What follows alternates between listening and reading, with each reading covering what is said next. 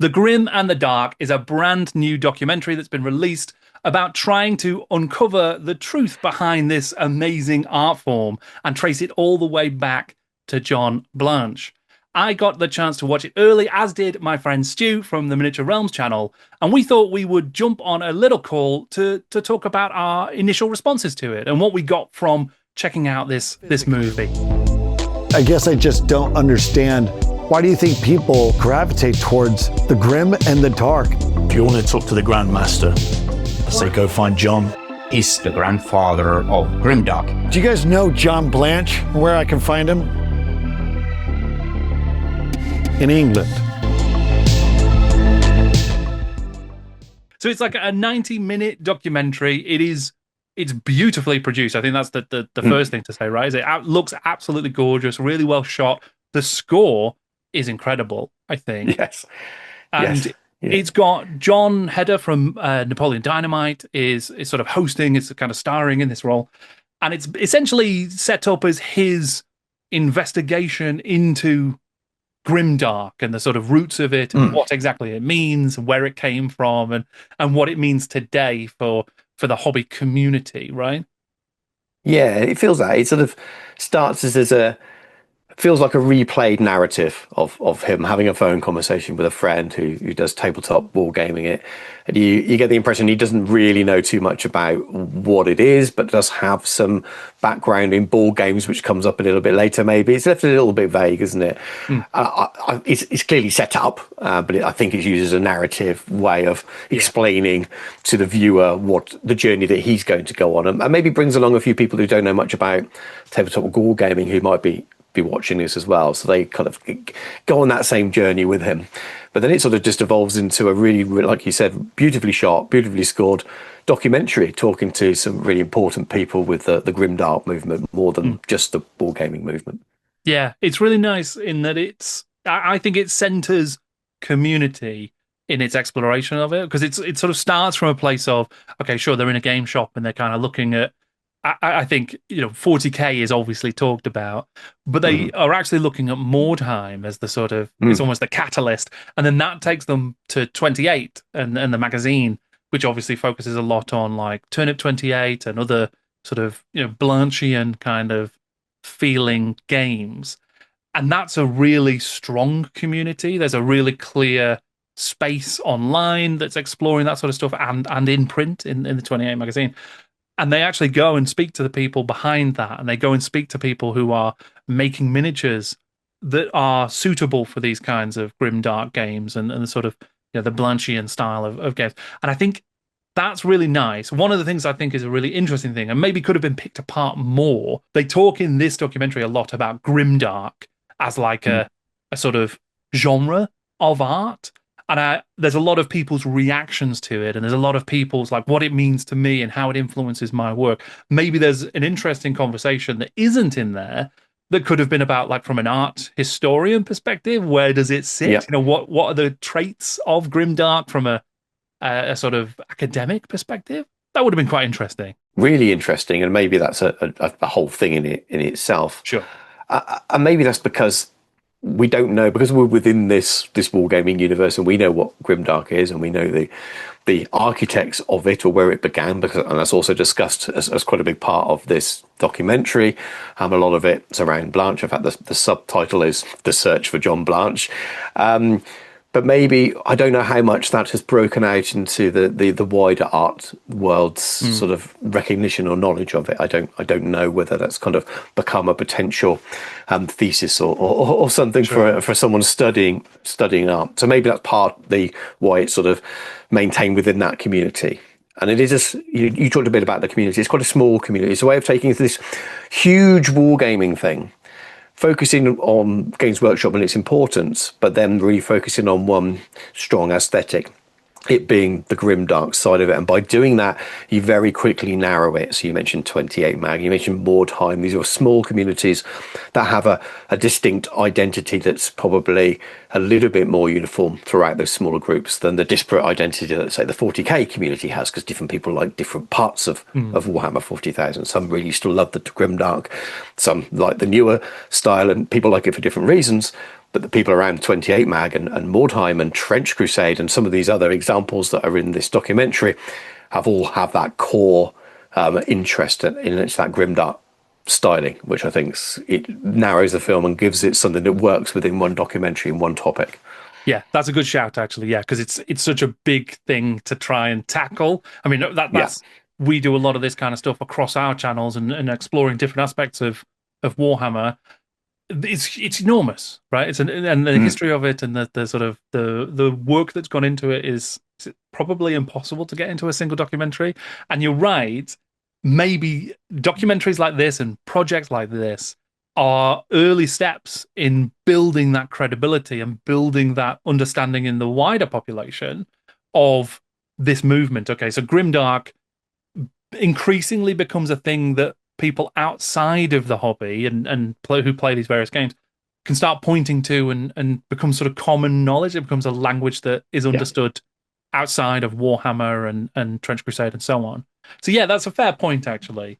I think one of the things that, so they do speak to some really, really interesting, insightful people, games designers, authors, writers. Obviously, we get to John Blanche as well and other artists. I think something that I wouldn't have minded getting a little bit more exploration of was some of John Blanche's peers. I mean, I think Ian Miller is someone who jumps out to me quite a lot as, not grimdark in the same way, but definitely is exploring different aspects of a grim and dark version of the Warhammer world, right? And he was there in the earlier days, and he obviously influenced a load of stuff as well. I think you see that influence even flow into Mordheim specifically, and then similarly, there's more stuff from the legacy that could be explored, like your Turnip 28s and things of that nature, and sort of draw out a bit of that. Maybe I'm asking too much of it's a very tight 90 minutes. It's compelling and breezy. It's one guy's journey to meet John Blanche and the people he meets along the way. So you kind of okay, well, it's going to have a bit more of a restricted flow. And yeah, they had other artists there as well. And I'm a big fan of Neil Roberts and some of his book covers, especially during Horus Heresy. And I see them as grim and dark. It's not the same art style, but they are definitely grim and dark and dystopian in many ways. And it'd be nice to see maybe him talking about some of his own art and how it was inspired by that whole grimdark movement. Well, maybe it wasn't, but I think there are little bit of extra examples that you could have added in there.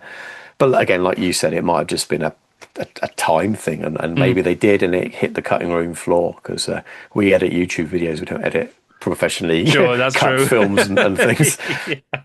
It is interesting that while he was art director for so long, the most grim, dark period of Warhammer, be that 40k and fantasy, was when those other key components in this video came together. So when Thomas was there, writing the rules for Warhammer is clearly that period where John and Thomas got together and they produced the most grimdark looking version of a fantasy. And he's probably come into his grimdark and then grown out again into this sort of a wider, different area of aesthetics as it is now. But it's interesting to see those names from that era. And the people who love those eras again are inspired by these new games. So the Venn diagrams of people who like Mordheim and like Trench Crusade, or like 6th edition fantasy and like Trench Crusade, and who like Horus Heresy because it's grimdark more than 40k.